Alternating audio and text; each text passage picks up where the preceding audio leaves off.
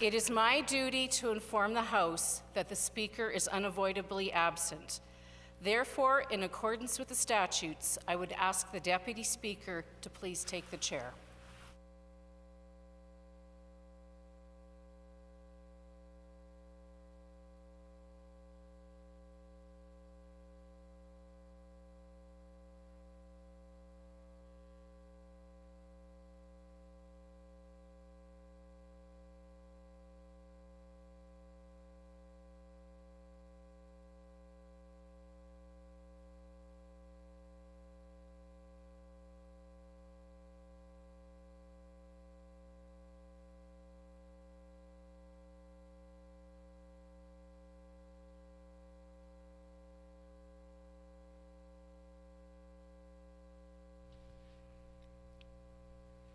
O eternal and almighty God, from whom all power and wisdom come, we are assembled here before thee to frame such laws as may tend to the welfare and prosperity of our province.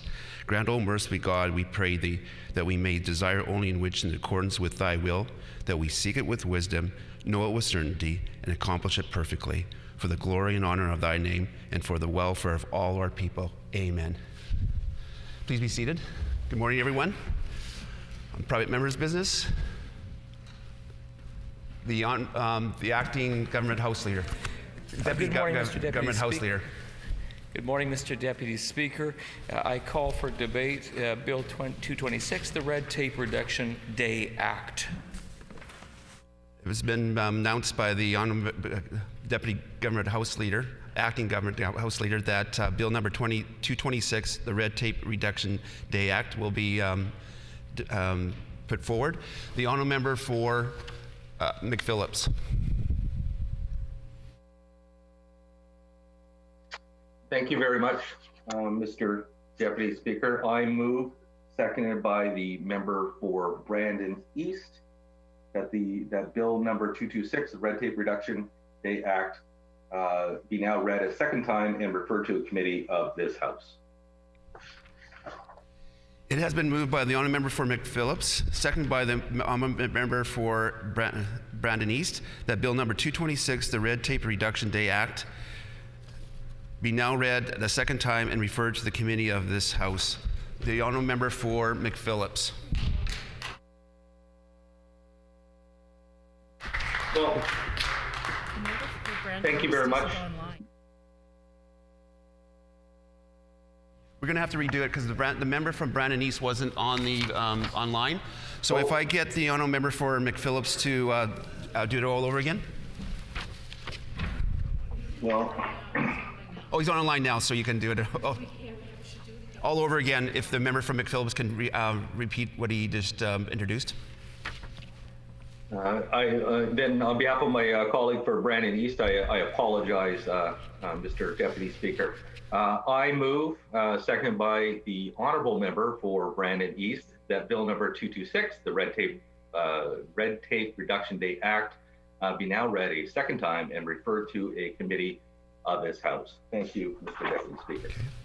It was moved by the honourable member for McPhillips, seconded by the honourable member for Brandon East, that Bill number 226, the Red Tape Reduction Day Act, be now read a second time and referred to the committee of this House. The honourable member for McPhillips. Thank you very much, Mr. Deputy Speaker. It is always a pleasure to rise in the House, even if it is virtually, but to participate in democracy. I think it's incumbent upon all of us during this time of COVID, now that we're hitting about the 14th, 15th month of this pandemic, that we are now seeing the light at the end of the tunnel with AstraZeneca being offered to people 40 plus. We're seeing on social media everywhere people getting that shot. But as a reminder that we all need to follow those fundamentals to stay safe, wash your hands, wear a mask, follow distancing protocols, and obviously get the vaccine.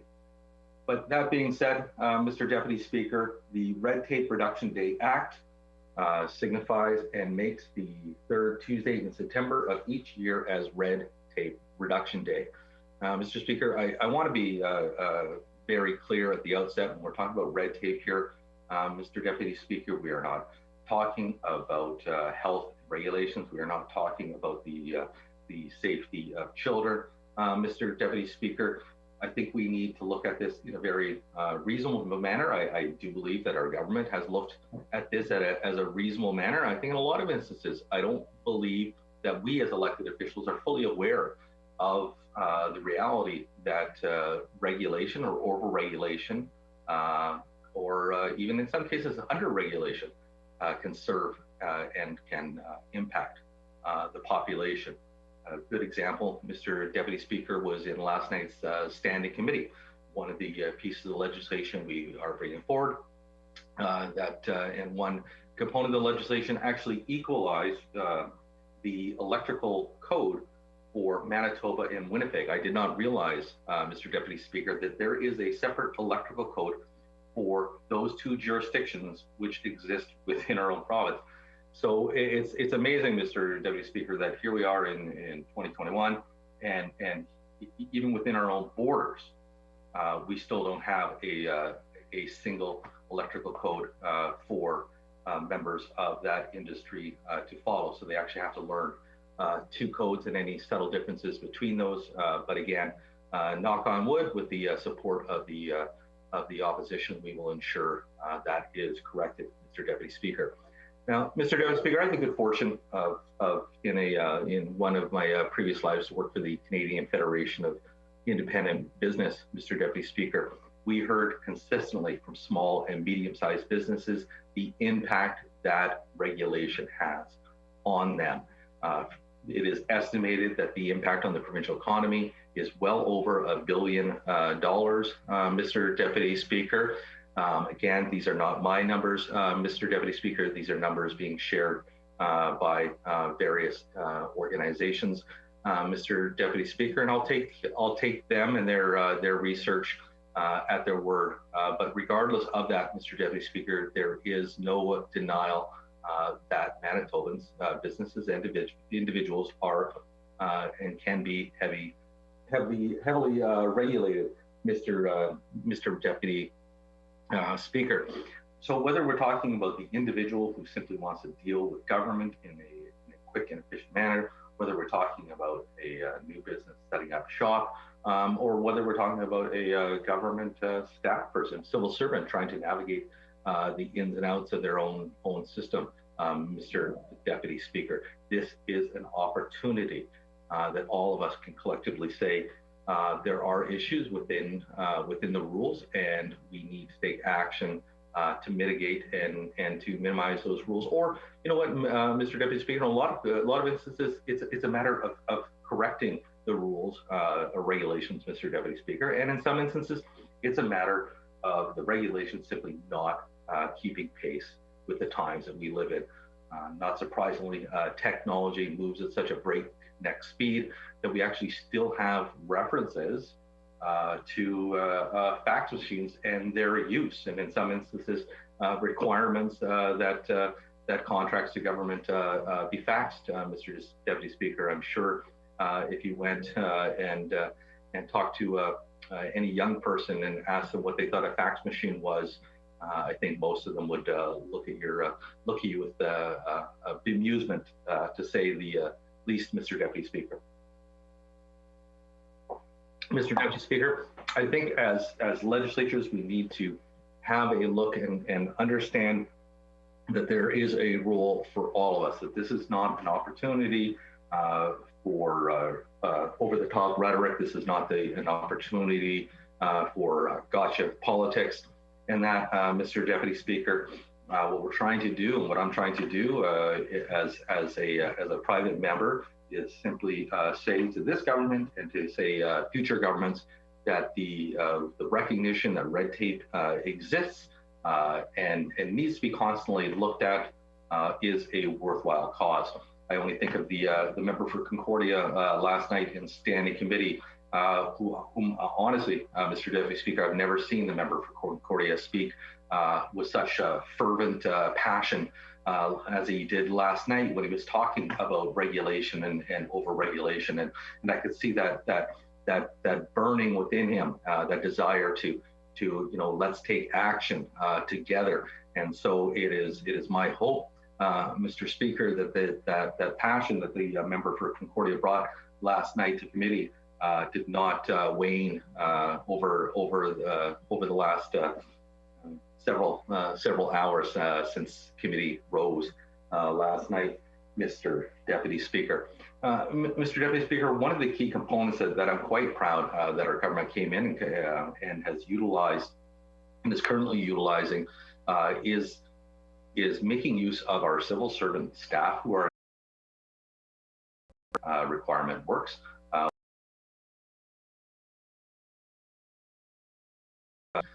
Business are constantly bringing forward new regulations and new rules. So the idea that one comes in and one is removed off the books is an idea that has been borrowed from the British Columbia government that's currently in use by the New Democratic Party there, Mr. Deputy Speaker. So as you can see, the idea of a government taking responsibility for its rules and regulations is not a partisan issue, Mr. Deputy Speaker. It's a good government, Mr. Deputy Speaker. I don't want to overplay or state this, Mr. Deputy Speaker. I'm not suggesting that somehow passage of this act and this recognition of a red tape reduction day is somehow going to clear the runway and be all sweetness and sunshine afterwards, Mr. Deputy Speaker. But what I am saying, it is an opportunity for all of us as elected officials to remind ourselves that as we are listening to our constituents about legislation and information that they require, it's also incumbent upon us as elected officials as we help our constituents navigate through government to not only help them get through government, but to look back at their journey and to identify potential areas which can be improved, Mr. Deputy Speaker. I remember during the task force on red tape, Mr. Deputy Speaker, we were meeting with staff from the mining branch, and I want to thank them very much for the time they took. And one of the individuals who deals with gravel said, you know what, I was asked by my staff to ask this question. You have this form. There's a section D. The staff person fills this out every quarter. Doesn't understand why you need it, but we fill it out anyway. And I'm just wondering why you need the information in section D. And the staff person simply said, I don't know. And that is a surprising answer that you get from a lot of government officials, is that rules and regulations are brought in at that time for a very good reason. But that reason is lost in time, Mr. Deputy Speaker, and sometimes it becomes the rule itself becomes the reason. So, you know, when we're asked, you know, why do we need to do this? Well, because the rule says so. Well, you know, I haven't had a horse that I've needed to tie up to a lamppost in downtown Winnipeg for a number of years, Mr. Deputy Speaker. So, Mr. Deputy Speaker, with those very brief comments, I look forward to debate and conversation this morning, Mr. Deputy Speaker. I urge all my colleagues to give this due consideration and support this bill and the Red Tape Reduction Day Act. Thank you, Mr. Deputy Speaker.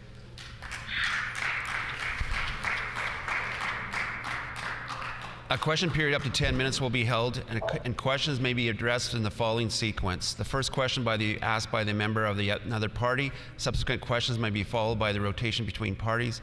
And each independent member may ask one question. No questions or answers shall exceed 45 seconds. The honourable member for Point Douglas. Miigwech, Deputy Speaker. Can the member tell us why this bill is a top priority for this government during a pandemic? The honourable member for McPhillips. Well, thank you very much, Mr. Deputy Speaker. I thank my colleague for that question. I'm not sure if my colleague understands what's happening this morning. This is private members' business, Mr. Deputy Speaker. It is an opportunity for all of us as private members to bring forward legislation. This is not a government bill, Mr. Deputy Speaker. This has been pointed out time and time again. Mr. Deputy Speaker, it is no different than the process that we saw when the NDP were in office and private members would bring forward legislation on behalf of their members, Mr. Deputy Speaker. So I would encourage the member to do some research, and I look forward to their support of this act. Thank you. The honourable member for Waverley. Thank you, Mr. Deputy Speaker. Yes, and then I'm speaking on the topic of today's Red Tape Reduction Day Act. During the last 6 years, what are some examples of unnecessary red tape that this government has reduced? The honourable member for McPhillips. Thank you very much, Mr. Deputy Speaker, and I thank my colleague for that question. And it is worthwhile to note some of the successes that our government has achieved over the time. For example, we've made the Canada Day a fixed statutory holiday for retail workers. Again, this was a request by the Retail Council of Canada. We've enabled nurse practitioners to issue death certificates. And we've removed the licensing and fee regime for oil and gas lease agents, Mr. Deputy Speaker. A lot of these, and maybe in our individual lives, wouldn't have a significant impact, but again, added up, they do make a difference to those individuals whose occupations are affected by these regulatory requirements. The honourable member for St. John's. Miigwech, Deputy Speaker. I just want to ask the member to actually apologize to the member for Point Douglas. The member for Point Douglas knows absolutely the question that she was asking the member from McPhillips in respect of his private members bill in the midst of a pandemic. And so again, I want to bring the member back to the question that the member for Point Douglas asked. Why is he bringing forward a bill that nobody celebrates in the midst of a pandemic? The honourable member for McPhillips. Thank you very much, Mr. Deputy Speaker. I'm not sure if the member for St. John's was getting up on a point of order or a question, Mr. Deputy Speaker. Apparently she was trying to have her cake and eat it too, Mr. Deputy Speaker. I will remind the member that private members' business is just that, private members, Mr. Deputy Speaker. The issue has always been the opportunity for individuals to participate in the democratic process. If the member wishes to disband private members' business, they're free to put that forward as a commitment in the next election, Mr. Deputy Speaker. I, for one, can't see myself supporting such an idea. Honourable member for St. Boniface. Thank you, Mr. Deputy Speaker. You know, in the last 12 years or so, at the City of Winnipeg, there were massive cost overruns of the police headquarters.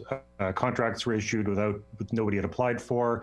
There were major audits. There was a recommendation that the RCMP investigate. The RCMP did investigate, and no one was and recommended charges and didn't happen. So I have to ask whether this is the proper priority of this government, but because it clearly is the case that not only are people. Is red tape not an obstacle to things happening, but the law isn't? Does the member for McPhillips think that there should be a public inquiry to find out what happened at the City of Winnipeg? Because the honourable member's time is up. The honourable member for McPhillips. Well, Mr. Deputy Speaker, I for one, am a bit befuddled by the member's line of questioning, Mr. Deputy Speaker. I'm not sure if he is realizing that this is private members' business this morning. The bill for debate, Mr. Deputy Speaker, is Bill number 226, the Red Tape Reduction Day Act. Mr. Deputy Speaker, I would suggest to my colleague, the MLA for St. Boniface, he made a number of allegations and comments. If he has information of criminal wrongdoings, I would suggest that he take that information and proceed to the RCMP or whatever police authority he thinks is best suited to take action on the honourable member's time is up. The honourable member for Point Douglas. Miigwech, Deputy Speaker. So I'll give the member another opportunity to ask this question, because this member, when the member from Waverley was asking questions about what his government has done, he referenced our government. So we're asking, why is your government bringing forward a bill 226 during a pandemic when Manitobans are struggling, when this isn't a priority for them?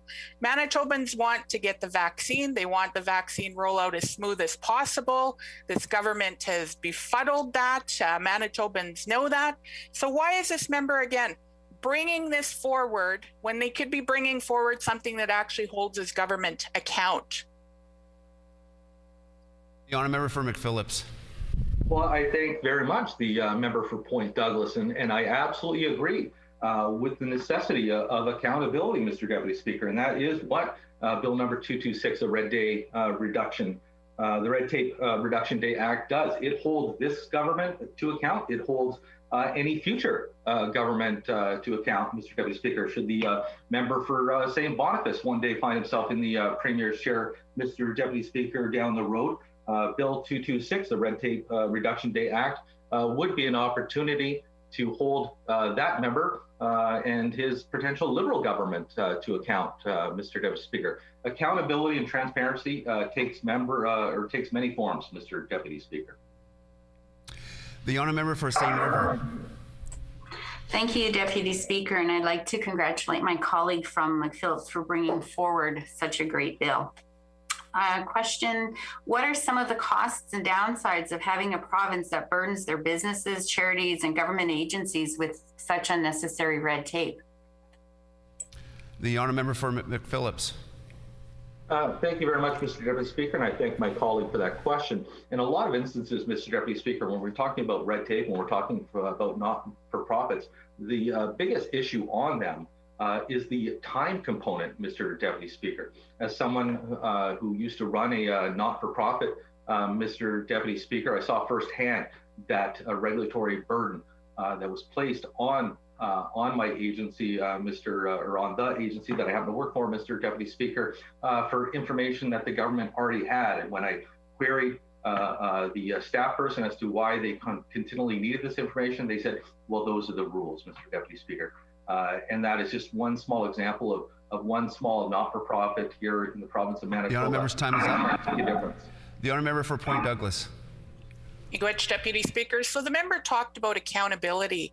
So recently, this government took away the right for a committee to be called for the poverty reduction strategy.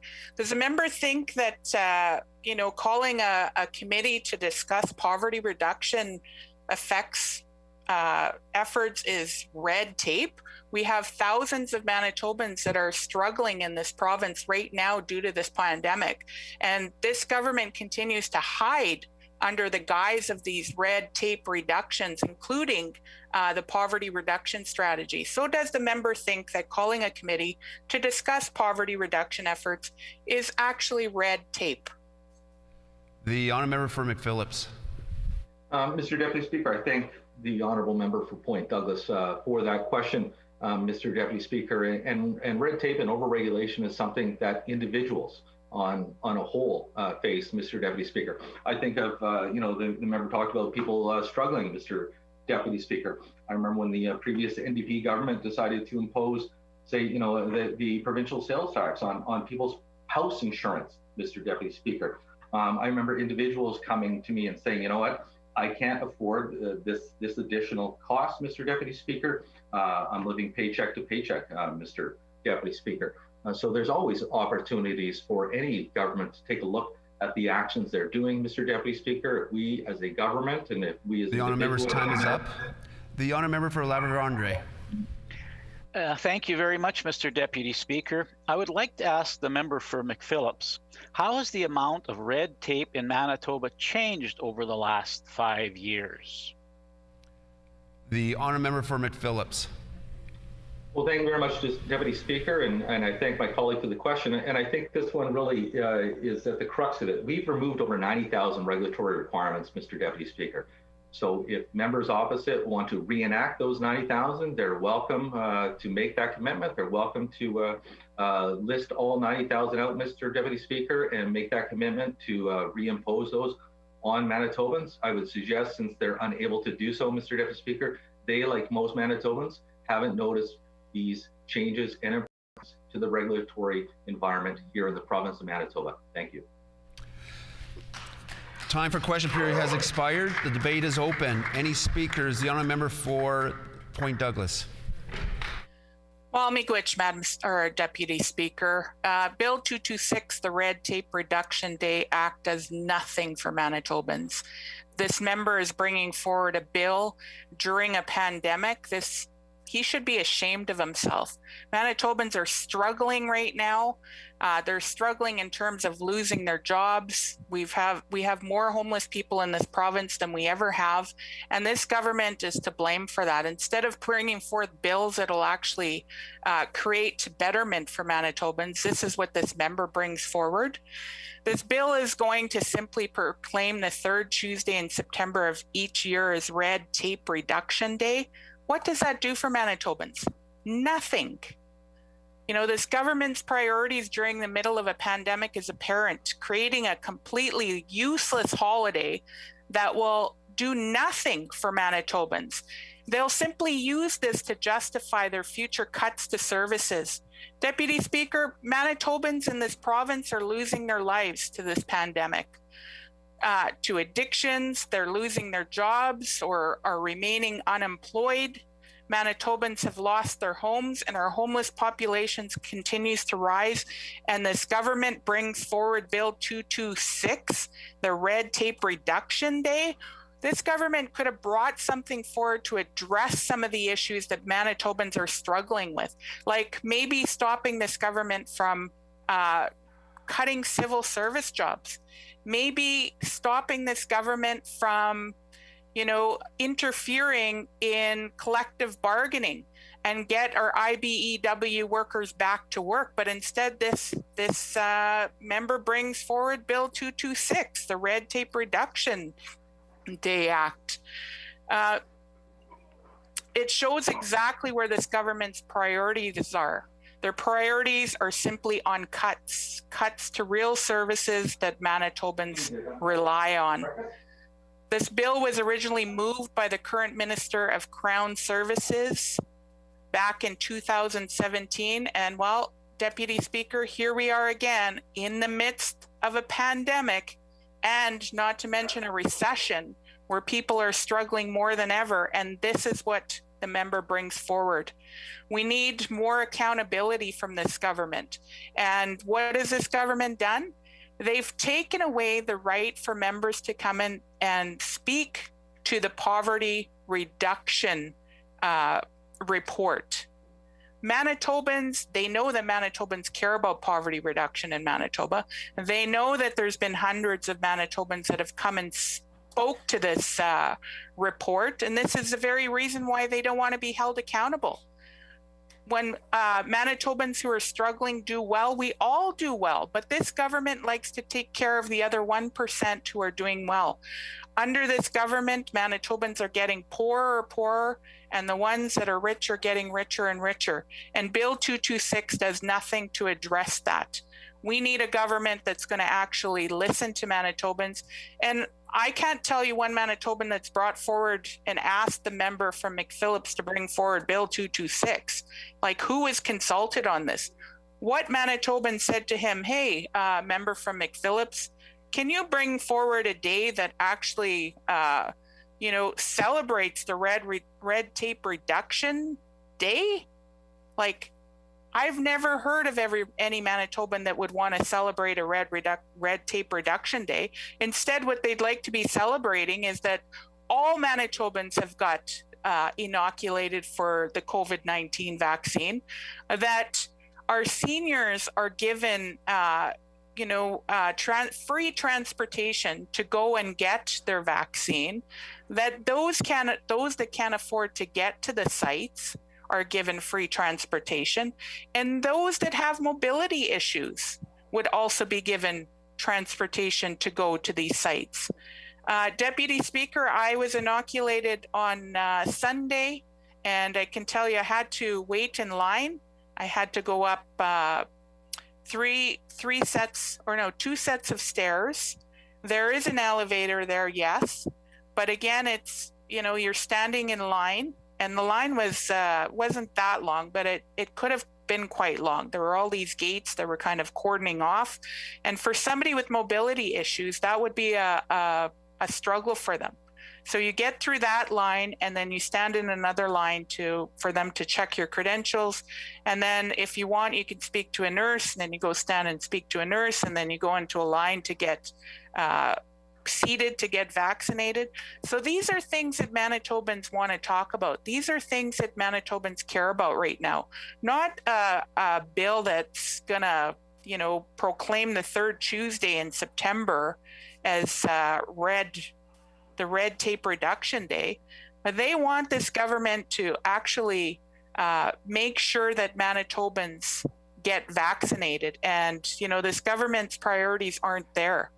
We've, quite frankly, this government should be embarrassed and actually start listening to Manitobans and what their priorities are.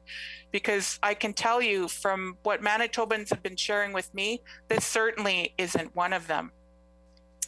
But what this government considers red tape are public service Manitobans rely on. And this is what Manitobans' priorities are: keeping the services we have and adding other services what Manitobans need and what Manitobans want. They don't want a red tape reduction day. That's even a mouthful. Like, we're going to celebrate a day when there's a pandemic going on. How about we celebrate when all of our members in Manitoba have been vaccinated?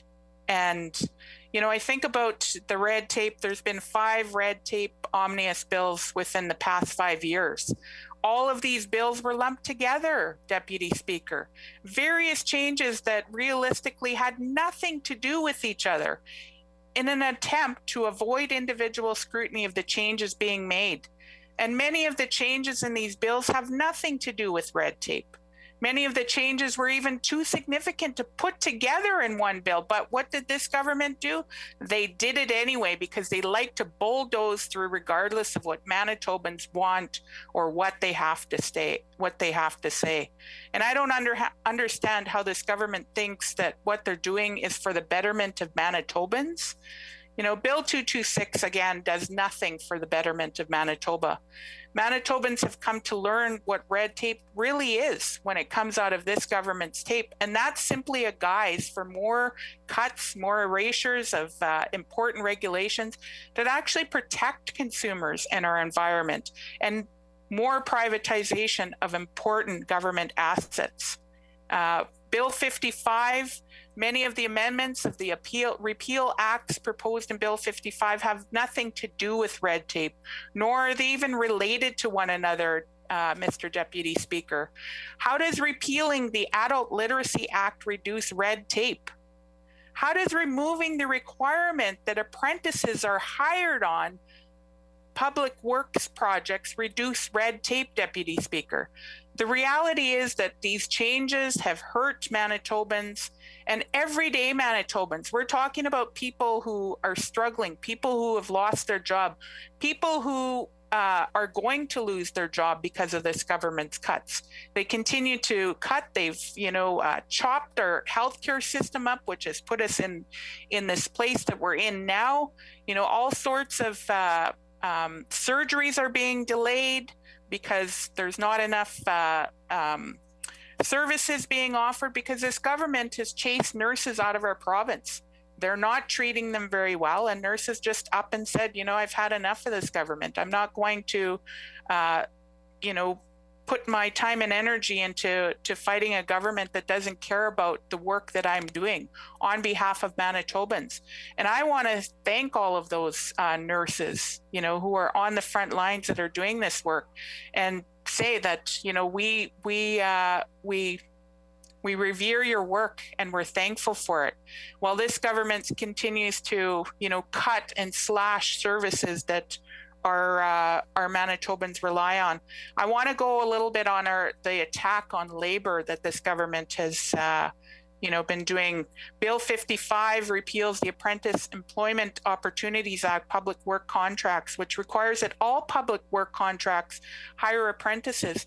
This change will make it harder for young Manitobans to complete their apprentice hours and become certified journey people in this province.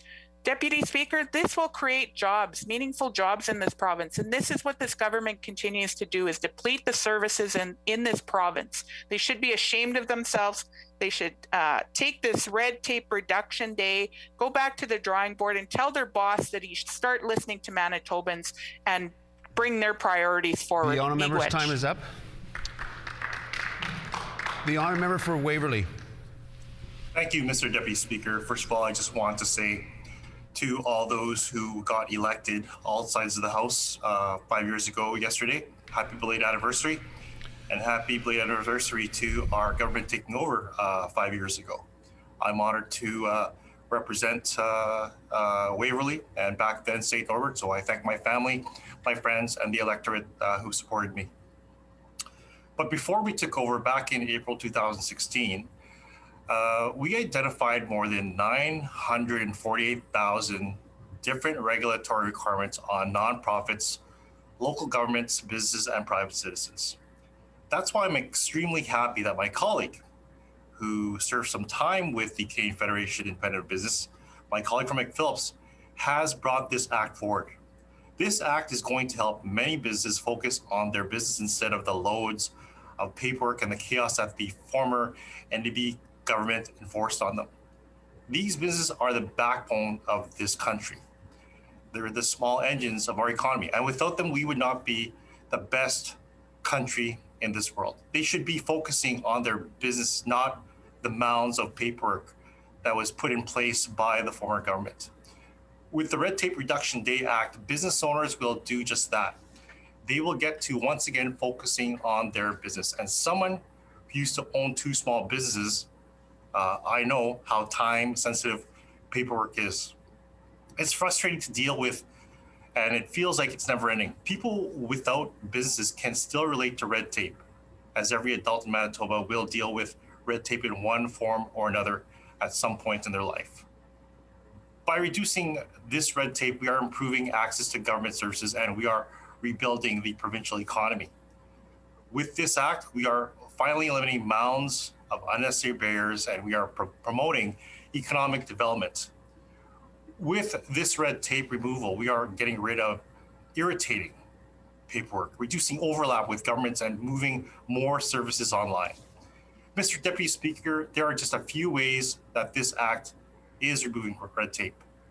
As a government who is here to help businesses, we are focused on identifying unnecessary regulatory requirements that have damaging effects on the competitiveness of businesses that degrade the quality of business and the availability of community services. Red tape creates frustrating regulations that do not result in identifiable outcomes in terms of environmental health or public safety. The removal of this red tape is going to help create a business that focuses on the people, providing those services, not the paper. The NDP and Liberal members of this legislation are doing a dishonoring service to this great province by most likely not voting in favor of this bill. In Manitoba alone, small and medium-sized businesses spend an estimated $1.2 billion annually to comply with federal, provincial, and municipal regulations. The CFIB estimates a full 30% of this sum, or $360 million, is spent on red tape, which are regulatory requirements that create unnecessary burdens to businesses. This money can be spent on bettering businesses instead of the irritating red tape that these businesses have due to the NDP. On top of this, the NDP's excessive regulation and unnecessary red tape that they created a strain on our province's economic growth and put a significant burden on the finances of businesses, nonprofits, and government alike. They also made accessing community services more challenging and inefficient. During this process, our government had conversations with stakeholders like good governments do. With these conversations, it was clear we know inefficiencies due to outdated and unnecessary red tape are causing everyday hardships and cost Manitoba business owners at least $360 million a year. A transparent, effective, and efficient regulatory environment will support the sustainability and growth of Manitoba's economy. For these reasons, we know eliminating these unnecessary barriers and burdens caused by red tape will foster job creation, boost Manitoba's economy, and unleash our province's true economic potential. This is not only going to help us during the restart of our economy past COVID-19, it's going to help for many years to come when COVID-19 is hopefully just a recollection of our memory. We cannot let the massive burden of red tape increase. Our province is in desperate need of modernization when it comes to all the red tape that we have been handed down through the many years of NDP government. Our government is committed to implementing a key performance indicator as a means of defining implementation and tracking our government's progress of reducing red tape in the form of regulatory requirements. We want to be very transparent with Manitobans, and we believe the system will help with that transparency. Mr. Deputy Speaker, let's just talk about the grading of the Canadian Federation of Independent Business has given over the years. In 2015, when the NDP were still in power, we were given a grade of D. But wait, it gets worse. On January 16, 2016, 4 months before our government would take power, we were given a grade of F. F means failure. We are in last place when compared to other provinces just like our education system. The NDP believes in last. They believe in the status quo. And yet they'll go on and on about how great they did in government. But if they did, we wouldn't constantly be in last place in areas like independent businesses. The NDP doesn't care about the backbone of this province. It is easy to see this with this failing grade. But today in 2021, 5 years and a day after our government took power, we now have a CIB grade of an A. An A for astonishing. A as in first place amongst every other province in this country. In year 2017-2018, we removed 23,280 regulatory requirements. In 2018-2019, we removed 83,161 regulatory requirements. And in 2019-2020, we removed 90,824 regulatory requirements. That's a total of, if I did the math correctly, 197,265 pieces. Let me say that again, 197,265 pieces of red tape that the NDP put in place for no good reason. It was only there to bog workloads, to make small businesses focus on paperwork instead of what really matters, their business, providing a service, consumer needs. We did not stop there, Mr. Deputy Speaker. We are now leaders in accountability and reducing interprovincial trade barriers. That's right, our government did that. Our government only has 10 total exceptions to the Canadian Free Trade Agreement. 10. This is second only to Alberta. For instances, we allow direct-to-consumer shipment of Canadian wine and have no limits on the amount of alcohol that can cross its provincial borders. This is in place to help businesses in this province to success, to allow them to grow. Does this act abolish red tape altogether? Of course not. That would be foolish. Red tape is required in some areas like statutes, regulations, forms, policies, and processes. But the problem is, in some cases, requirements can overly be complicated, contradictory, out of date, or simply incomprehensible. That's why the Red Tape Reduction Task Force's goal is not to simply eliminate requirements. Rather, this mandate is to identify requirements that are poorly written, duplicative, or do not achieve their stated public policy goal. With Red Tape Reduction Day Act, there will be an important date to highlight the annual progress made in our ongoing efforts to reduce red tape in Manitoba. A public day that business owners like yours truly was at one point can see just how much red tape our government is abolishing. The day will see that 197,265 pieces of red tape grow significantly. I cannot be more prouder on a day like this, which will be, just like this government has done throughout the pandemic. We are continuing to help businesses in Manitoba. I stand here today happy and excited for my colleague bringing his experience from CFIB to bring this bill forward. Thank you, Mr. Deputy Speaker. The honourable member for Concordia. Well, thank you very much, Mr. Deputy Speaker. Before I begin with my own remarks this morning, I just wanted to lift up my colleague from Point Douglas, who spoke so well this morning about the real needs of her constituents, the real needs of Manitoba families, the real needs of people during this pandemic. And, you know, I mean, maybe we'll have some fun here this morning. I've got some remarks, and we'll see how closely I stick to the notes. But what I will say is, you know, when given an opportunity as a member of this legislature to bring forward a piece of legislation, you know, I guess maybe it's no surprise that a less than serious member would bring a less than serious bill. But I do think that it's worth highlighting that we have an opportunity, in fact, we have an obligation to Manitobans to bring forward their concerns and their issues. And it was said many times by the member for Point Douglas, but I'll say it again.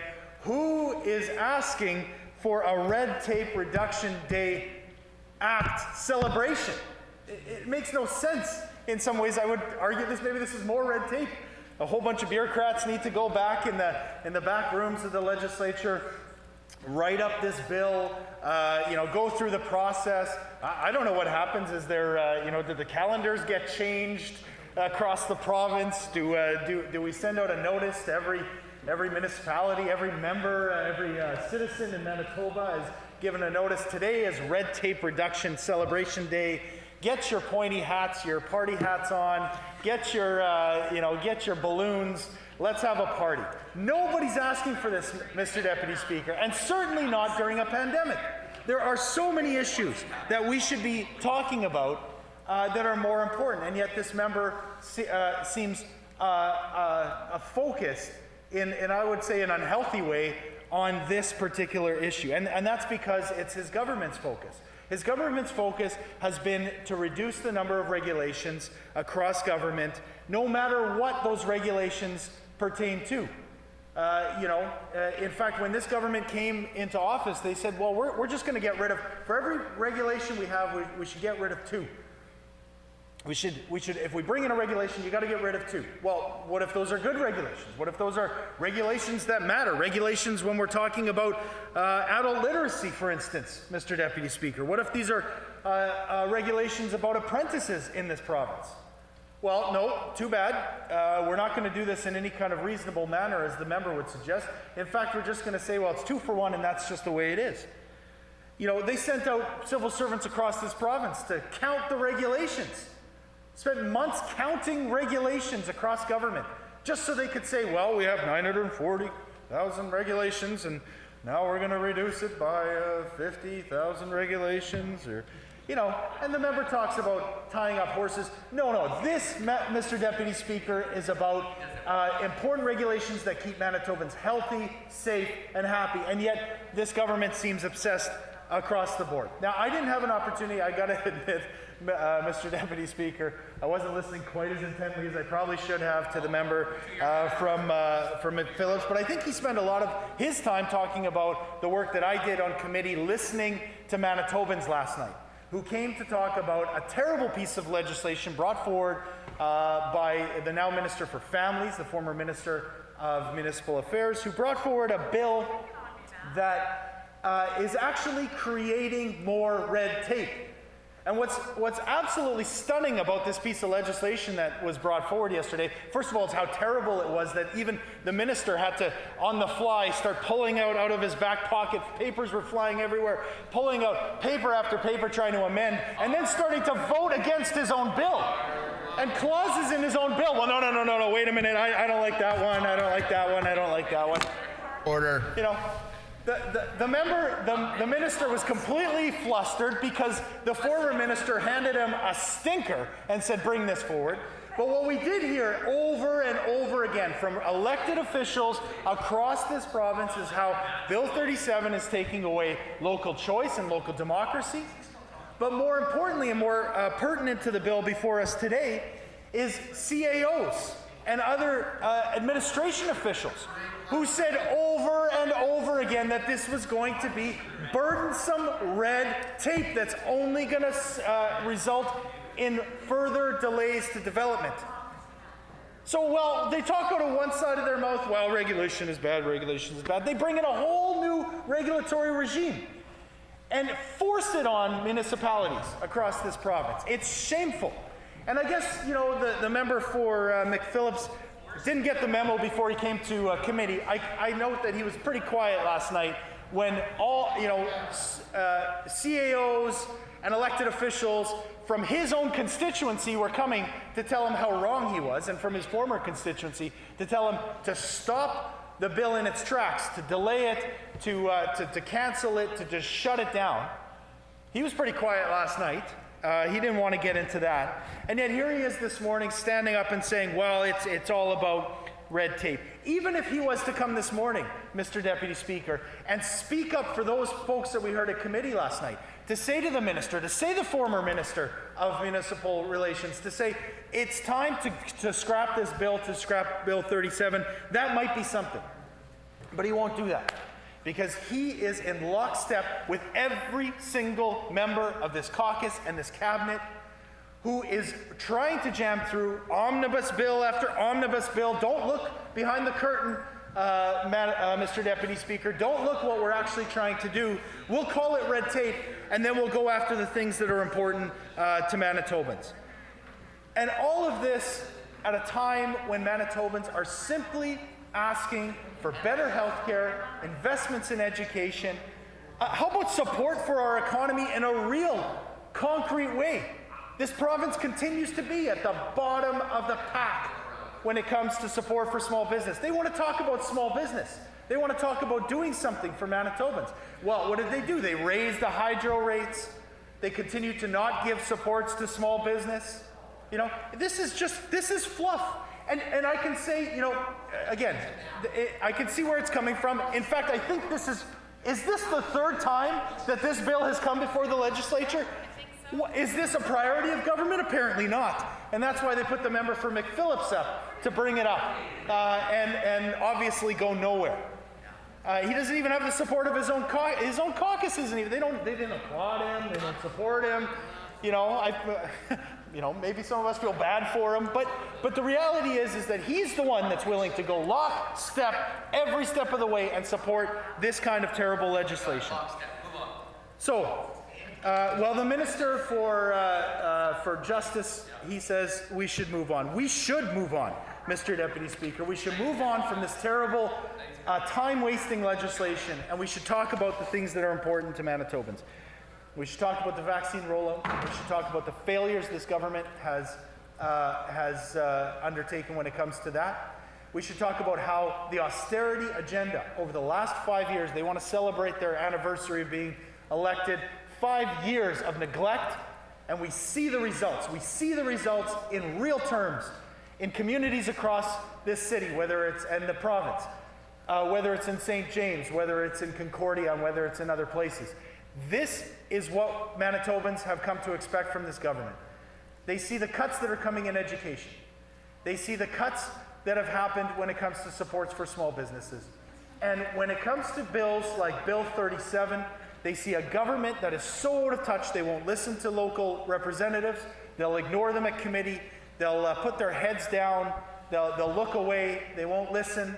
Well, Mr. Deputy Speaker, we will listen, and we will continue to listen to Manitobans every step of the way for the minister. And we will ensure that when we bring forward legislation, it's about issues that matter to Manitobans. And we'll continue to do that, whether it's the pandemic or beyond. Thank you very much, Mr. Deputy Speaker. The honourable member for St. Boniface. Thank you very much, Mr. Deputy Speaker. I'll try to keep this fairly brief. In terms of the previous red tape reductions that have been happened, I'll just give an example of one that happened. That we have a serious problem with lead contamination in St. Boniface. There were a number of businesses out there that were allowed under a previous Red Tape Reduction Act to grandfather the fact that they had been there forever in order to let them start toxic waste dumps. That is not the kind of streamlining we need. I will say that for all of this talk about red tape, that the major obstacle for small businesses who I have helped to try to get off the ground, and sometimes very successfully in Manitoba, is access to capital. It's not red tape, it's access to capital. And frankly, the PCs tend to be every bit as bad as capitalists as the NDP are being socialists. That in between 2000 and 2010, Manitoba was one of the most dangerous provinces to work in for workers. And it wasn't because of red tape, it was because of a complete lack of enforcement. And then when it came to applying for small business assistance last year, this government left tens of millions of dollars unspent because there were so many obstacles to getting that to actually a successful application to help. There's a reason why over 80% of all the support for businesses in Manitoba and COVID support has been federal and not provincial. And it's because the provincial government has made big promises, but has made it almost impossible for many businesses to access the money they actually need. When we talk about red tape reduction and talking about things that waste people's time while everyone's being paid, number one, I think would probably be Bill 226, the Red Tape Reduction Day Act. So if we really want to celebrate, we could make today Red Tape Reduction Day. We'll celebrate it today by saying that this bill just adds a bunch of pointless red tape and will force people to do a bunch of whether it's the lieutenant governor, MLAs, all the people, Leg Council who had to work on this bill, anybody who's had to work in translation.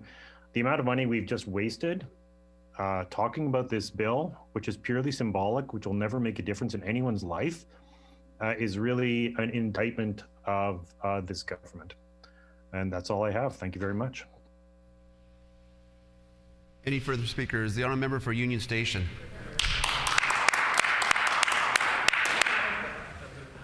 Thank you, Mr. Deputy Speaker. I'm not quite sure that I can, I don't want to say top because it's not a competition, but my colleagues have done just an outstanding job speaking to this bill and the concerns around this bill. Certainly, I would echo a few of the words they've already put on the record in regards to the timeliness of this bill being brought forward. I'm not sure if the member from McPhillips has merely forgotten or perhaps isn't hearing from his constituents that currently we are in the middle of a pandemic and that there are issues that are very pressing that I know are facing his constituents that can and should be addressed by way of legislation that doesn't seek to celebrate a day, the Red Tape Reduction Day Act.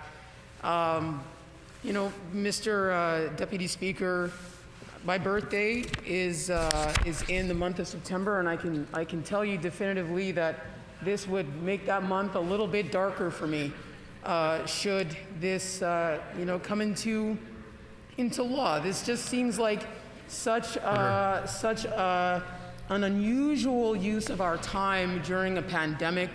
This seems like something that would in fact just create more red tape. Order. When this matter is before the House, the honourable member for Union Station will have 9 minutes left remaining.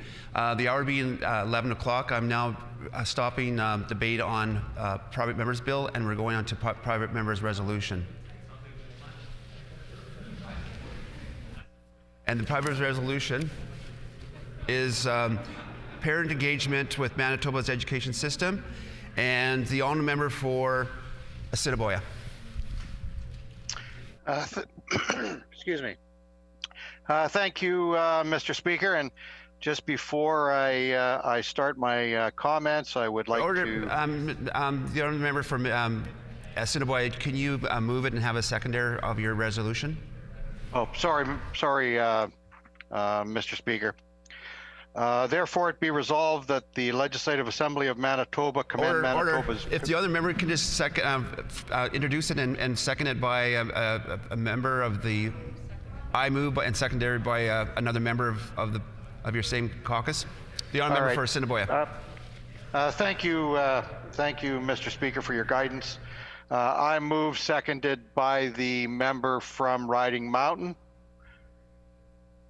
And do you want me to read the resolution now? Yeah. Therefore, it be resolved. Okay. Therefore, it be resolved that the Legislative Assembly of Manitoba commend Manitobans parents and caregivers for their continued engagement in the education system, enabling their students to achieve success in their studies, and urge the provincial government to continue to provide meaningful process for parent and caregiver engagement in Manitoba's education system. It has been moved by the honourable member for Assiniboia, second by the honourable member for Riding Mountain. Therefore, be resolved that the Legislative Assembly of Manitoba commend Manitoba's parents and caregivers for the continued engagement in the education system, enabling their students to achieve success in their studies, and to urge the provincial government to continue to provide meaningful processes for parents and caregiver engagement in Manitoba's education system. The honourable member for Assiniboia. Thank you, Mr. Speaker, and thank you for your guidance. Mr. Speaker, just before I start, I would ask that you pass on my best regards to the Speaker, and hope that she's able to join us soon. And may I wish you well in your deliberations as the Speaker. Mr. Speaker, I am pleased to bring forward this resolution on behalf of our government. Mr. Speaker, our government was elected in 2016 and again in 2019 with substantial support from the people of Manitoba. One of our primary platforms in both elections was to address education reform in Manitoba. As a result of our review of education in Manitoba, our government created the Manitoba Education Review Commission. Mr. Speaker, the mandate of the Review Commission was to make recommendations to our government. The Education Review Commission was charged with reaching out to the people of Manitoba to engage parents, as well as create opportunity for Manitoba education stakeholders to present their opinions and their suggestions. Madam Speaker, one of the most prominent recommendations arising from the Education in the decision making of children. Mr. Speaker, the role of parents who play such an important role in children and their education. Parents have always played an important role in the education of their children. Mr. Speaker, during the pandemic, parents rose to the occasion, as they have had to balance their own personal lives while providing support to their children's education at home. Manitoba parents and caregivers invest their time into education of their children and in the education system of Manitoba. Parents and caregivers have done this prior to COVID-19, during the pandemic, and will continue to do so after we meet these challenges. Mr. Speaker, this resolution seeks to have the Manitoba Legislature recognize the importance of parents involved in our education system. We understand that parents want to play a proactive role in implementing and contributing to the successful education experience of their children and the education success within our community. Mr. Speaker, I believe that this resolution speaks to the confidence and support our government is prepared to give Manitoba parents. This resolution acknowledges that parents have always been engaged in their child's education and the important role that parents and caregivers play. This resolution celebrates the critical role of parent engagement in Manitoba and acknowledges parental involvement in education being vital to building a nurturing, safe, and engaging learning environment for children both at home and in the classroom. Parent engagement in education is a key factor to enhance student achievement and well-being.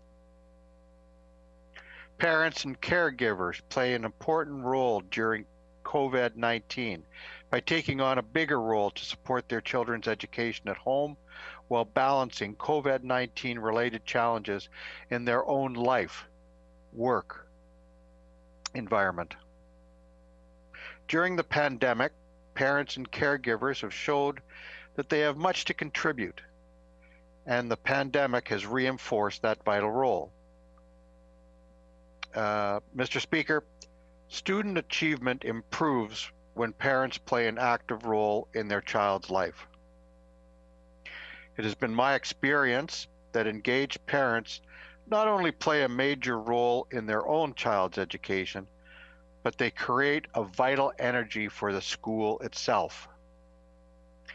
Given the opportunity, engaged parents are eager to contribute more. Our government recognizes that this parent resource is underutilized in our system and province. It has been my experience that parents do not want to, excuse me.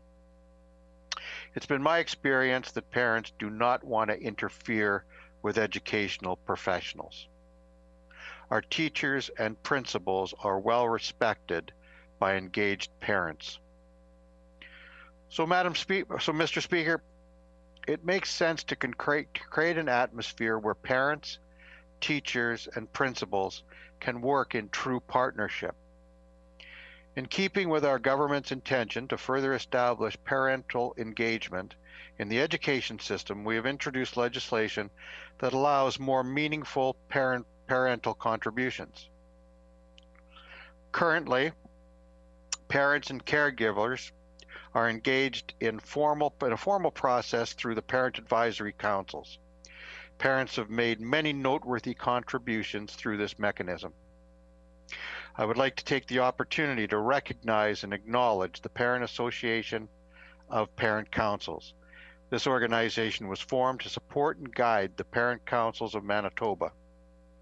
MAPC as well acts as an advisory group to Manitoba education. In the proposed new legislation, our government plans to extend parental involvement by creating school community councils. The SCCs will be structured to allow parents to be more part of the decision-making process through meaningful engagement.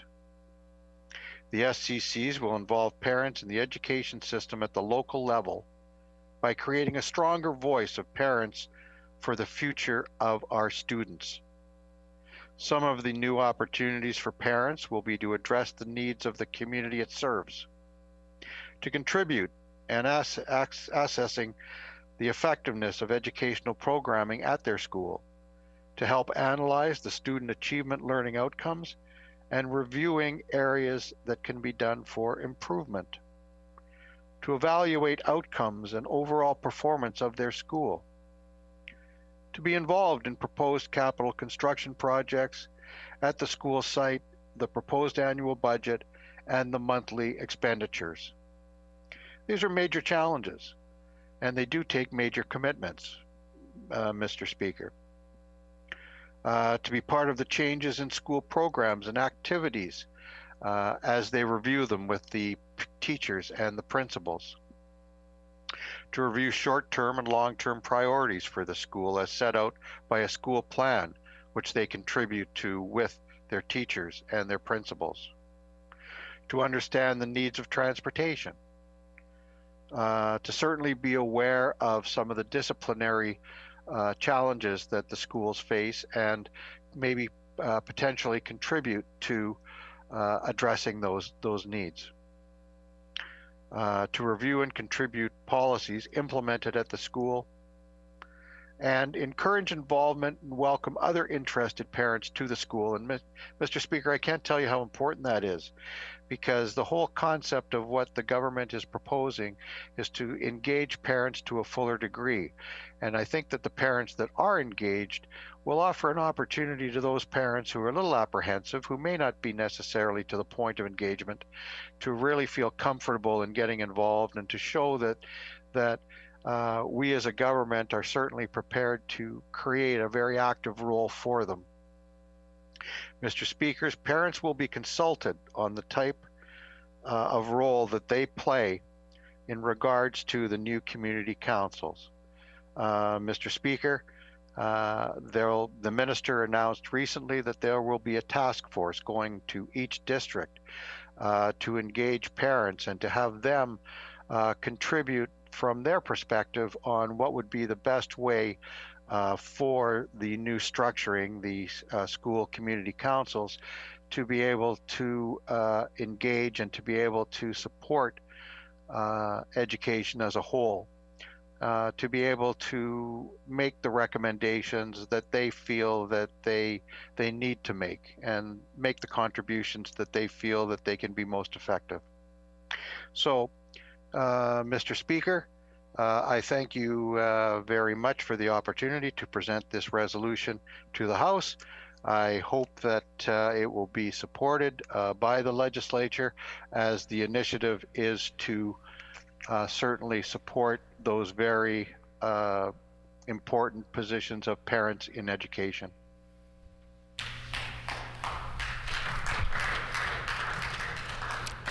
So a question period of up to 10 minutes will be held, and questions may be addressed in the following sequence. The first question may be asked by a member from another party. Any subsequent questions must follow a rotation between parties. Each independent member may ask one question, and no question or answer shall exceed 45 seconds. The member from Transcona. Well, thank you, Mr. Deputy Speaker, and it's always a pleasure to rise in this House and ask questions of our colleagues.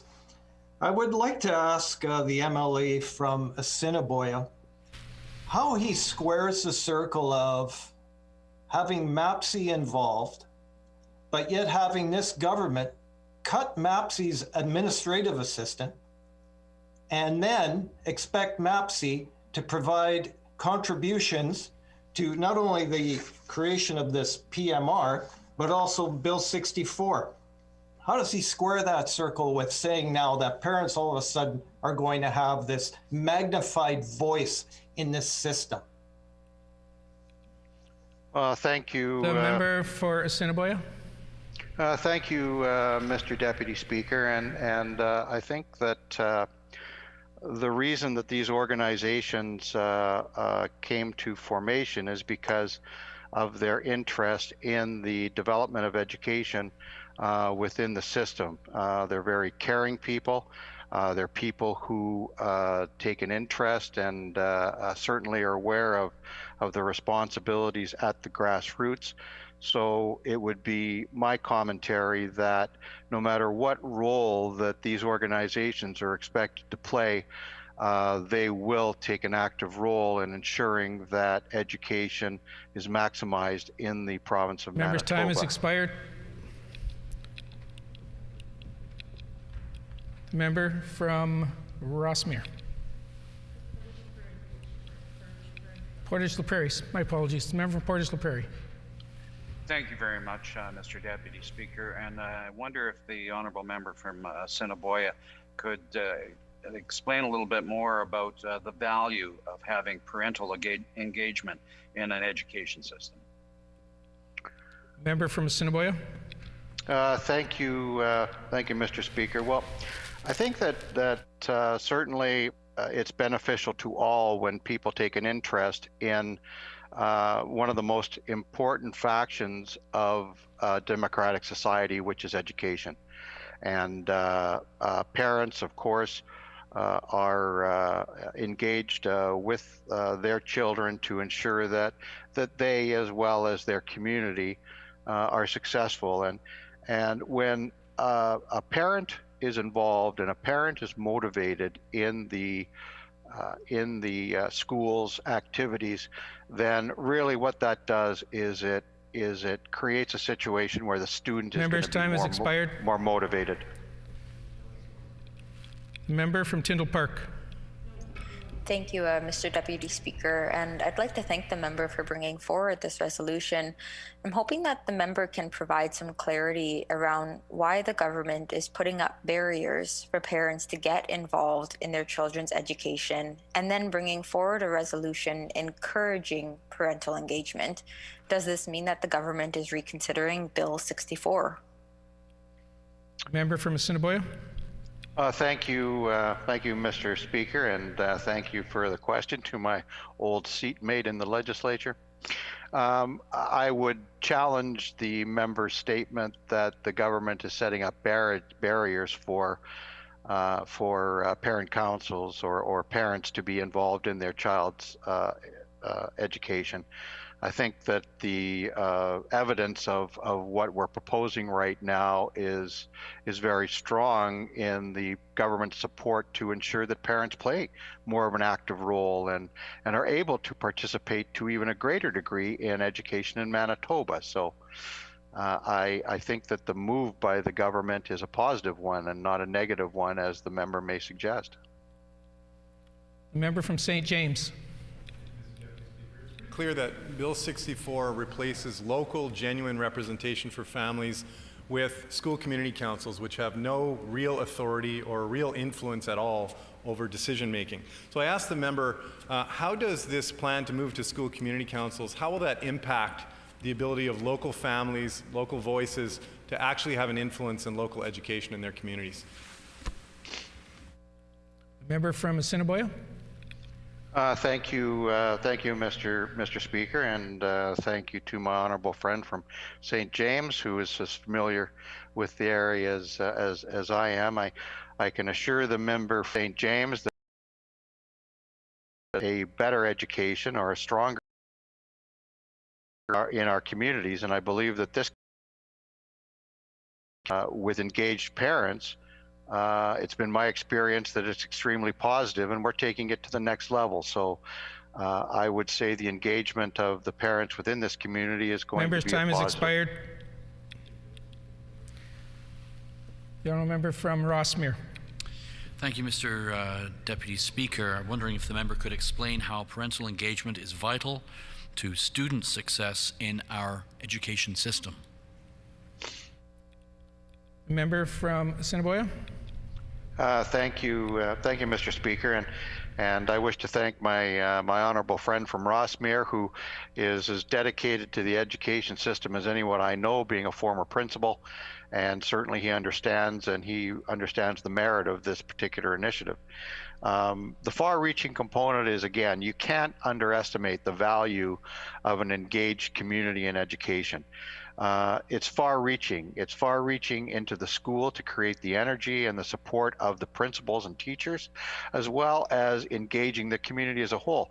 I can't tell you how many times it's been my experience where I've been walking through a grocery store and someone's pulled me aside when I was involved in the education system, asking questions and trying to engage in regards to Member's different time has areas. expired. Member from Transcona.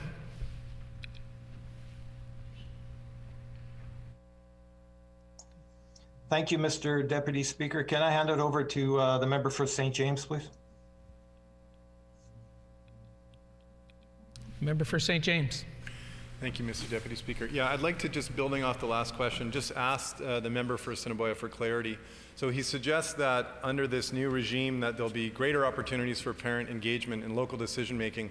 But what happens if a childcare center is threatened to be pushed out of a local school? Right now, families can go to their local division decision makers and advocate for that not to happen. What happens under this new regime when they have no authority or decision-making power? Will that childcare center be lost? Member from Assiniboia. Well, thank you, Mr. Speaker. Well, no, not at all. What the initiative here is to have parents being able to engage into their local community as well as the overall educational structure in Manitoba. So the organizations that we're talking about, the SCCs, will have representation on an advisory group to the minister, as well as representation on the PEA, the Provincial Education Authority. So those entities are certainly decision-making entities where parents will have input. So in regards to particular situations in particular areas, there is certainly more an avenue to be able to address those Member's needs time and has concerns. expired. The member from Swan River. Thank you, Mr. Deputy Speaker, and I want to thank the member from Assiniboia for bringing this very important resolution forth. And can the member explain how the education review will strengthen parental and caregiver engagement? The member from Assiniboia. Thank you, Mr. Speaker. Well, I think as I indicated, and thank the member, again, our caucus has got a great deal of educational experience. The member from Swan River is a former teacher for many, many years and certainly makes a great deal of contribution to our deliberations as a government. Further to his question, as I'd indicated, the school community councils are designed for the opportunity of a meaningful, and I stress meaningful, input into the education of Manitoba, and that's quite frankly what the education reform had suggested, and our government has taken action. The member's time has expired. In regards to that. The member from St. James. I will take his question, Mr. Speaker. Sure. Member from Transcona. Thank you, Mr. Deputy Speaker. I would like to ask the member from Assiniboia, where is the voice of the person that is not a parent in this system? Where is the voice of that grandparent, that community member, a person that is interested in the education of our youth, in the public education system here in Manitoba? How is their voice going to be heard in this new system that's being created? Member from Assiniboia. Thank you, Mr. Speaker, and that's a great question, and frankly, I was waiting for it. The member from Transcona indicates that there is a voice outside of just parents within the education system, and I concur with that. The way that this new structure is going to be set up is that this is going to be a provincial entity. Just like Crown corporations are a provincial entity, just like healthcare is a provincial entity. So those individuals who may have concerns with regards to how the education system is performing or pursuing, they have every right to address it with the MLA, who is ultimately responsible for what happens as far as provincial initiatives. Member's time has province. expired. The time for questions has also expired. The floor is now open for debate. The member from Transcona. Well, thank you, Mr. Deputy Speaker, and thank you for this opportunity to rise today in this House to talk about this PMR, parent engagement in Manitoba's education system. As a person that has worked in the system, just like the member from Assiniboia, parents are currently engaged and highly engaged in the education system in Manitoba. I will say, with his last answer to my last question, MLAs have now become trustees. Trustees that, by their very definition of the word trustee, were empowered and entrusted to represent their community voice. So here we have a bit of an incongruence going on where parents had a vehicle through their locally elected school boards, through their participation in parent association councils, to have their voice heard. And what we hear today is now that there is going to be more meaningful voice added to this.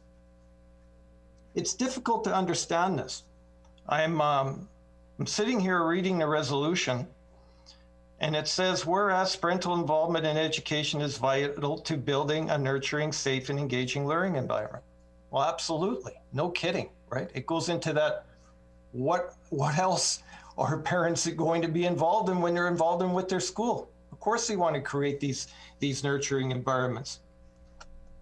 Whereas during the pandemic, parents and caregivers have shown that they have much to contribute to the pandemic in creating safe, engaging learning environments at home.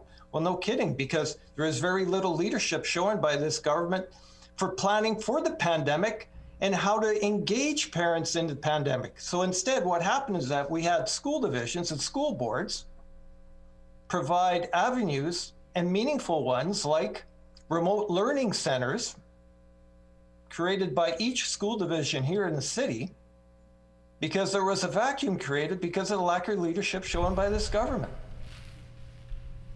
So then 6 months down the line to create a remote learning center that has had very little uptake. And as a matter of fact, the remote learning centers that were created by the locally elected, locally responsive school divisions and school trustees were able to create remote learning centers that met the needs of their students in their communities. Something that they're really good at doing. And so now we're creating this new provincial education authority in Manitoba that I doubt will be able to respond to the community needs, especially local needs, and especially seeing what we learned from the pandemic. We learned that local voices were responsive to local needs. People take a great deal of pride in their schools, in their school communities. And by creating this new structure through a provincial education authority being informed by these new super SCCs that really don't have the power that this government says they will have. And so they will make recommendations, but really the decision-making and all the power resides with the provincial education authority that may or may not actually take the recommendations of these school community councils. So after a period of time when these school community councils will have their recommendations, they'll bring them forward. This government has a track record of not listening to its constituents, not listening to any type of contributions from people that are really right on the ground. They'll get turned off by this system and there will be very little engagement.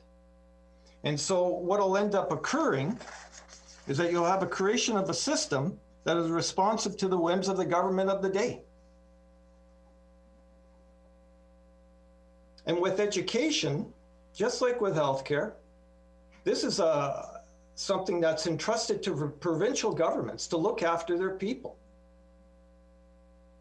And in schools, we've taken a great deal of pride in Manitoba in creating a system that is indeed responsive to not only local voice, but also the student need in the community. And so what we have now is a muzzling of voices, especially from areas outside the city of Winnipeg, where they will have very little opportunity to really provide any direction to what happens to their local community schools. I will say I've received a number of correspondence from areas outside the city that are really concerned because they're concerned that their small local school will be closed. So that small SCC that's saying, no, we need this community school of ours to remain open because it's vital to our community. It's vital to attracting people to our community. It's vital for keeping local jobs in our community. They're wondering where their voice will be heard or not.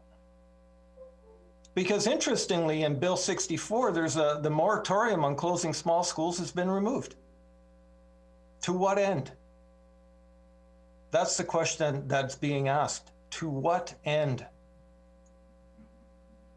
And for me, and based on a track record of this government, we see where this is going to take that local voice and that local choice. It's going to remove it and have it muted. And so when we look at the provisions in this PMR, it talks about whereas parents and caregivers engagement is sustained by providing consistent tools and processes. Now, what does that mean? Does process mean a governance structure? What was wrong with the current governance structure? The commission, when it looked at the current governance structure, it didn't even recommend the complete elimination of school boards. As a matter of fact, the commission looked at perhaps amalgamating existing smaller school divisions so that they can create some kind of economies of scale where they can save some money on some services that are needed in our schools. As a matter of fact, one of the commissioners said, we didn't look at a complete dismantling and removal of that local education voice. So when this government says it listens to people, engages in a sham of a commission that doesn't even take the recommendations and then put them in Bill 64, people are left to wonder, what is the true motive here? Just like with everything with this government, the true motive is power and control. School boards are pesky entities. They get to tax. They get to raise their voice. They get to put direction into where they want their schools to go. And that's an annoyance to this current government because it completely mutes their ability to control their voice when it comes to deciding the direction of education in this province. And so when we have that local voice removed, and make no mistake about it, this is about power, nothing else, we'll have our communities, especially outside the city, really suffer under this new large creation of a provincial education authority, which runs in the face of small c conservative values, if I understand them correctly. I thought most of the voice is supposed to be localized down to the smallest levels possible, where you can have the most impact. And instead now they're creating this uber PEA that will have control over the entire province. And how is that local person in small town Manitoba supposed to get the attention of this large entity? That's the question that needs to be answered. And we still have yet to hear how that will happen.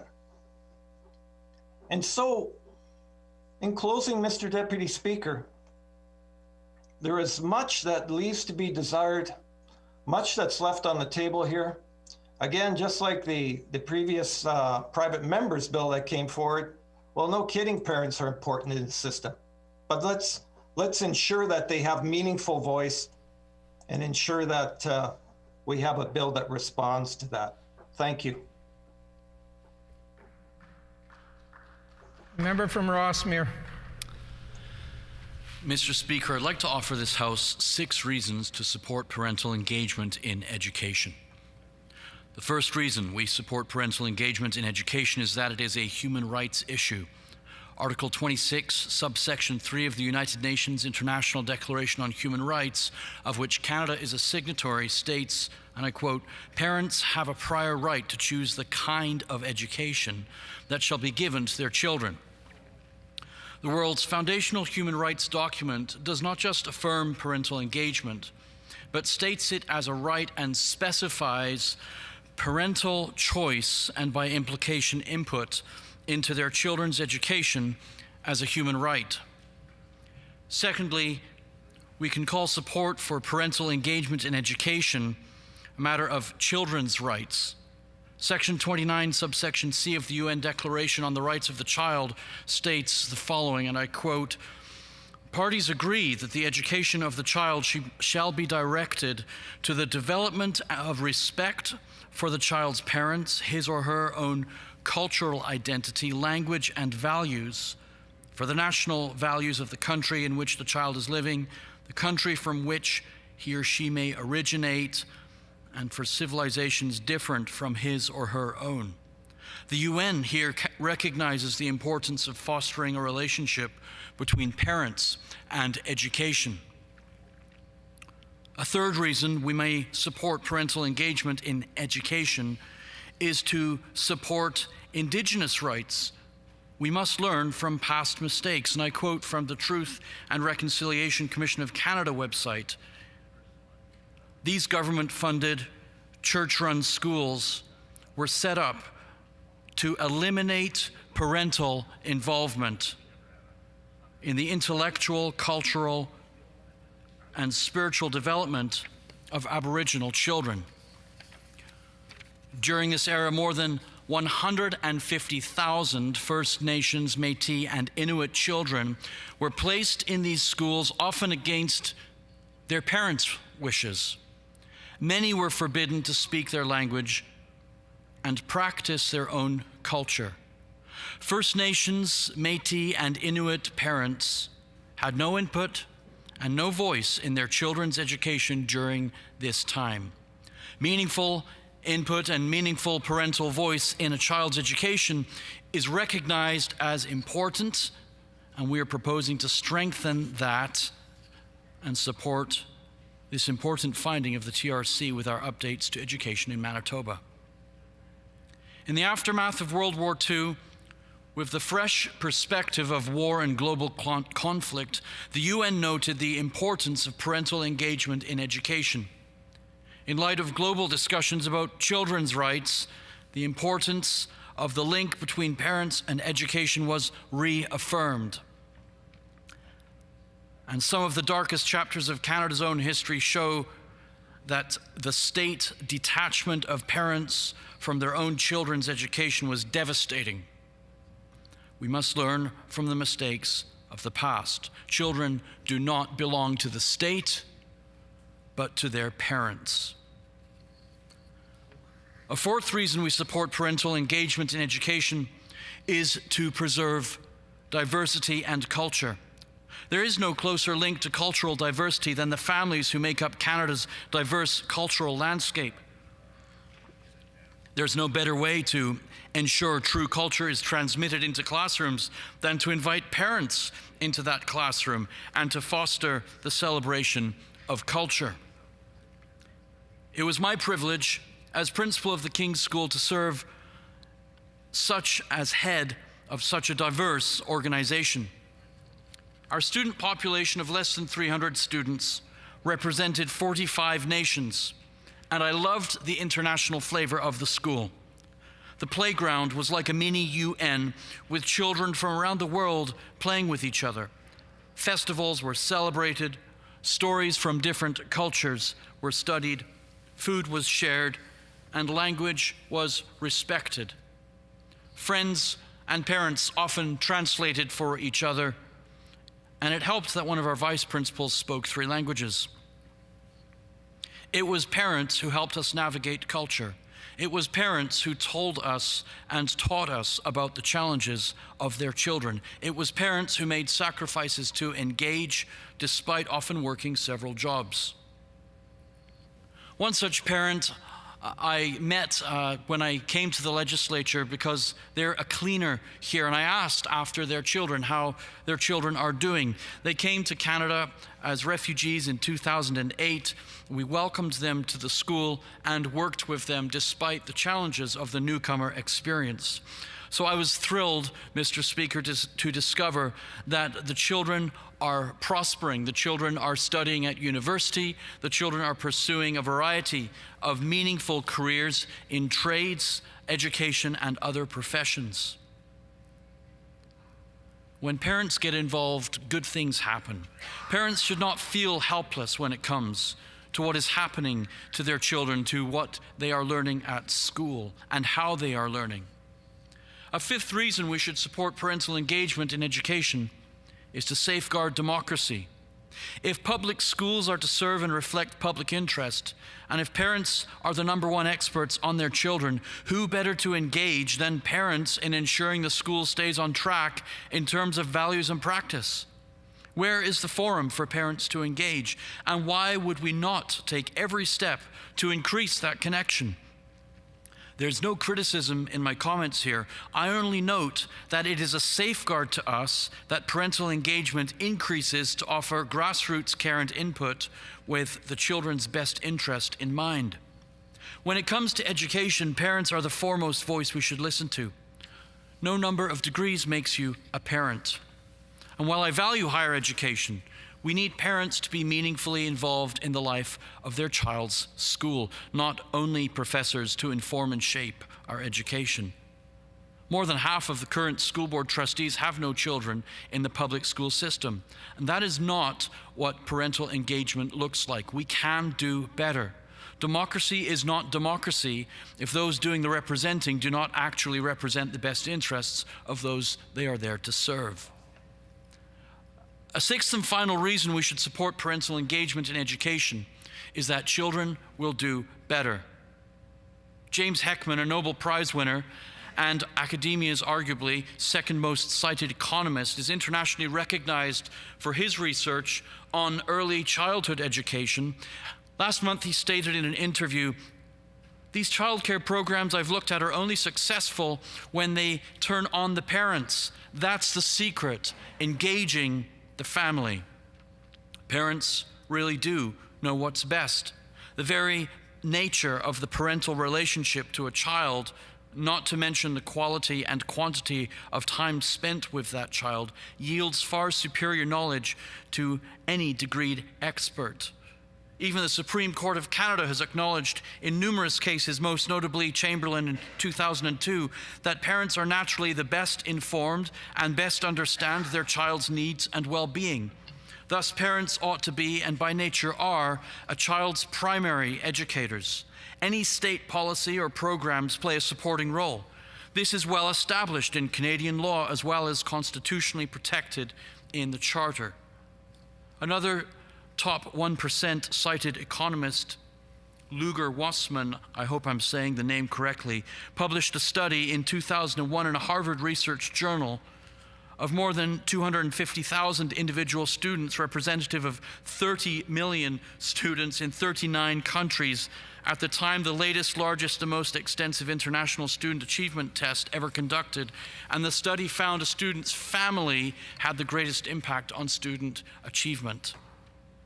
In 2016, in another of his many studies, Wassman examined the international scores of 220,000 students from over 8,000 schools in 29 comparable countries. And again, a host of family background variables were meaningful and statistically significant in explaining student success. But again, the most powerful family background indicator was what mattered the most. When parents engage, good things happen. Wassman's research reveals an institutional system in which all the people involved have an incentive to improve student performance is the only promise of positive effects. Some will say parental engagement is too hard, there are too many obstacles, but I say, we say, with so much at stake, with so much to gain, we must do all we can to make sure these expert voices are amplified and not lost. Member's time has expired. Thank you, Mr. Speaker. The honourable member from Wolseley.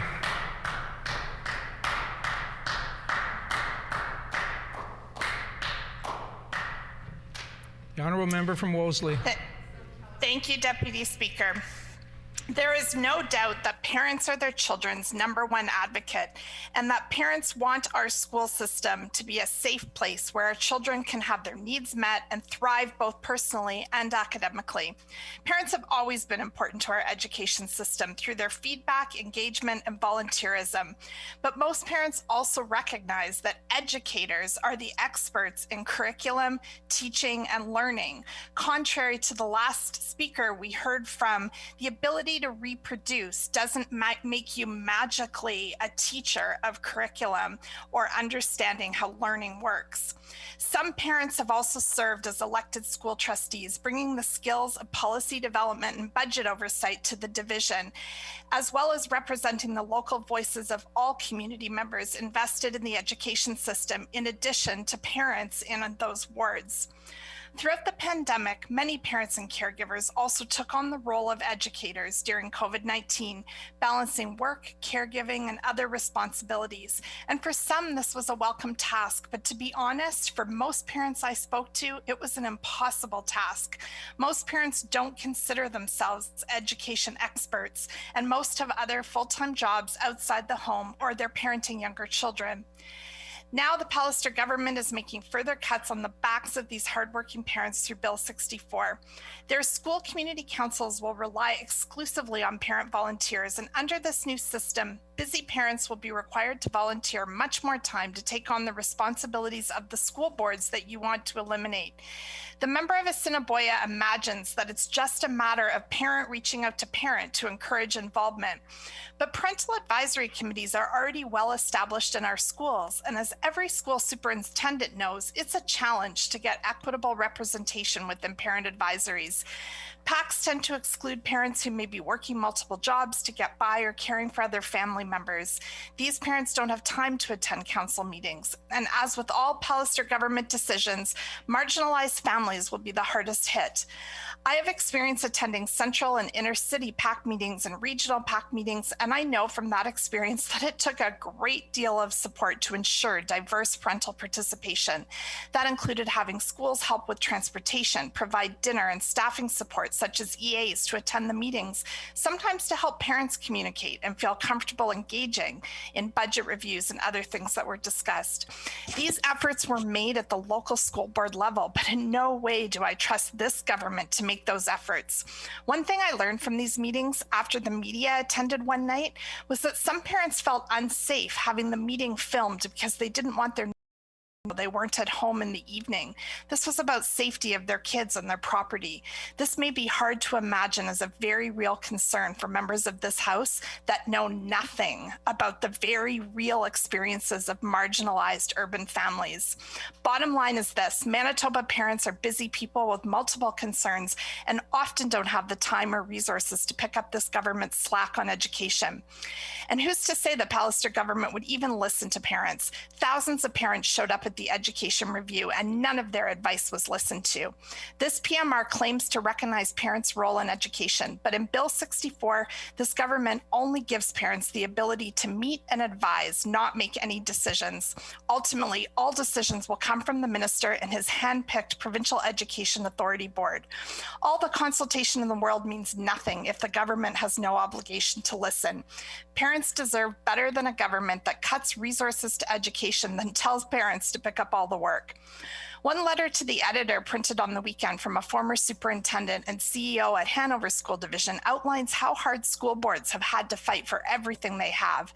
These education leaders, together with their school boards, have fought for every new school build, every portable, every dime invested in mental health. As this rural former superintendent indicated, there's great risk to rural communities and their local boards. With government cuts, it will be harder to keep smaller schools open and much harder without the help of local boards and superintendents. I have a close friend in Southern Ontario in a small town near the one where I grew up. And at one time, there was a rural school board representing a number of small communities, but it was merged with the urban school board, and it does not fairly represent the rural schools. As a result, the high school that many of my friends and my friends' children attended is no longer there. My friends led the fight to hold on to their small local schools, but their government decided otherwise. And now all teenagers bus out of that community and eventually back again. Without a local high school and long bus rides between communities, there are challenges for kids getting to part-time jobs or back to their farm work quickly after class. There are increased barriers to participating in before and after school activities. And there's been frankly, a loss to property values as people are less inclined to purchase a home in a community without its own school. How do you think that folks in these small communities participate in those parent advisory groups? These are some of the things that are likely to happen in Manitoba as this government focuses on cutting education funding, says they're listening to parents, but silences the voice of local government who at least had the ability to lobby the government for change. What the Premier did to healthcare, he's now doing to our children's education. He's putting education further away from the classroom, and it will lead to school closures. Sadly, this will be the remembered legacy of many members on the other side of the House. The Premier's decision to dissolve all school divisions eliminates both the democratic system and parents' direct line with trustees to raise concerns. The member from Assiniboia just gave an example this morning that when he was a trustee, parents stopped him to chat in the grocery store. That is a typical trustee experience because trustees are local representatives. I was always accessible by phone and email at school events and other community events, and yes, the grocery store. But parents will never again have that kind of access under Bill 64. Instead, parents will be forced to try to take up any issues with the Premier, and we have seen how this model has failed in Nova Scotia. Look, we know that some members of this government favor private education and homeschooling over a robust, high-quality public school system. The former education minister made no pretense of this, but that is not what the majority of Manitobans want. That is apparent by the protest of Bill 64 that's rolling out across the province from all corners, regardless of political affiliation. Parents are vocal and angry in standing up against Bill 64, yet this government continues to ignore their outcry. If there was any meaning to this private member's resolution, you'd be listening to parents right now. Deputy Speaker, I've been listening to parents. Our team has been listening to parents. As a parent myself, a trustee who often listened to parents and attended education review meetings, and now as an MLA, parents want a strong public education system. They want supports for their children with additional needs. They want good jobs for themselves that pay well and low-cost housing so they can pull their families out of poverty and put enough food on the table. Parents know that a full belly and a good, safe night's sleep are important ways to eliminate barriers to learning. They want safe neighborhoods and accessible transportation to get their children to schools. Parents want communication from schools that adapts to their needs in terms of literacy and language. Parents want to have open communication with their child's teacher and principal, and they want to know that there is an easily accessible local process to address conflicts. They want a welcoming school community and to feel comfortable knowing that their children are getting a good education while they work inside or outside their home.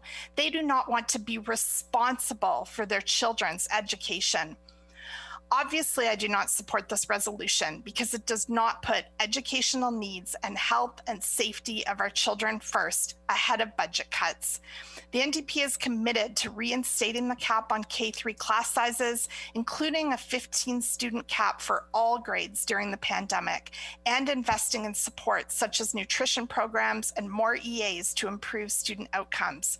We are committed to reducing poverty and other barriers to student learnings, and we are committed to continue listening to parents. Thank you very much, and I will leave it there to allow someone else to have the opportunity to speak.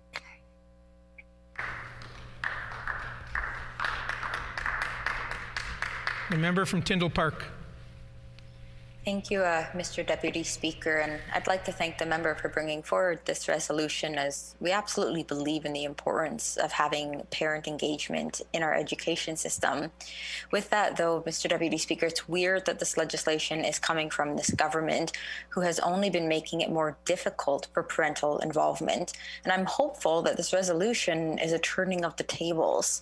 So, Mr. Deputy Speaker, this past weekend, I had the opportunity to be a panelist and discuss how recent education legislation affects Manitobans, and I specifically focused on 3 points around a student's ability to succeed, and these points pertain directly to Manitobans being engaged in our education system. The first point I talked about is the role families and parents play in predicting a student's success. When parents get involved, students perform better on a standardized testing, they receive higher grades, feel better about themselves, which directly plays into their social skills and self-worth. Evidently, students have better attendance when parents take an interest in their education and are more likely to take challenging classes and behave better at school and at home. Children are also more likely to continue their education after high school when they have a parent taking an interest in what they are doing in school. This also helps students through their academic careers, holding themselves accountable and finishing assignments and developing a love to learn. And you know, Mr. Deputy Speaker, these aren't secrets. It is evident that a big part of a child's cognitive development happens during their school-aged years. And that is why by taking an active role in their educational process, children are more likely to be equipped with the support they need to develop into their best selves. Mr. Deputy Speaker, parental and family involvement in the children's education also benefits the parents. Education becomes a connecting point for parents and children and has the ability to hold strong throughout the relationship. This connection is such an important component of a child's ability to learn and feel supported. And further to connection, it creates a more positive experience for children. Ultimately, when parents and family are involved in early childhood education, children are more likely to have better learning outcomes and the supports they need to succeed. Now, there are two other components that I talked about on this panel that pertains to Manitobans' involvement in our education system. One of them is the community. By having community involvement, schools have more opportunities for short and long-term benefits, as well as a sense of safety. Community engagement and involvement may look like volunteerism. Everything from working in the lunchroom, leading a patrol team, creating opportunities for students to volunteer at your workplace, speaking to classrooms, tutoring. There's many opportunities, Mr. Deputy Speaker. And there's also another form of community engagement through donations. Donations are valued as they often fund field trips, learning tools, and uniforms, just as a few examples. By supporting community involvement, we're supporting parental involvement because oftentimes the parents make up a large portion of the community of the school. Mr. Deputy Speaker, the last and extremely important component that evidently relates to a student's success through education are our phenomenal school administrators, teachers, faculty, ECEs, and staff. And I just want to quickly take a moment to thank all of them for their continuous efforts and adaptability as they have gone above and beyond, tripling their workload in keeping students here in Manitoba safe through the pandemic.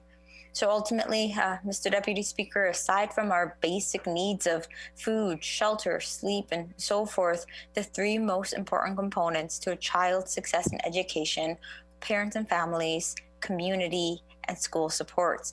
And this resolution encourages parental engagement, which is why we are completely in favor of this support, and we are hopeful that this government is going to retract Bill 64 as it contradicts this resolution and puts up barriers for parental involvement.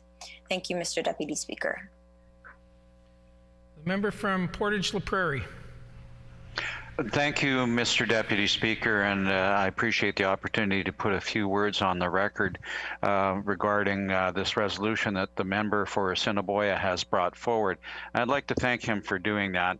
I think all Manitobans, and no matter what the party, know that there is huge value in having a parental engagement strengthened and moving forward, and we're talking about different ways to accomplish that. I know that we've seen some various opinions, but I think one thing that the COVID situation has really done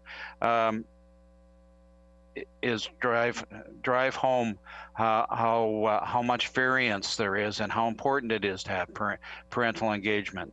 So I will leave that with a few comments, and we can maybe move forward and have a vote on this. The member from Fort Garry.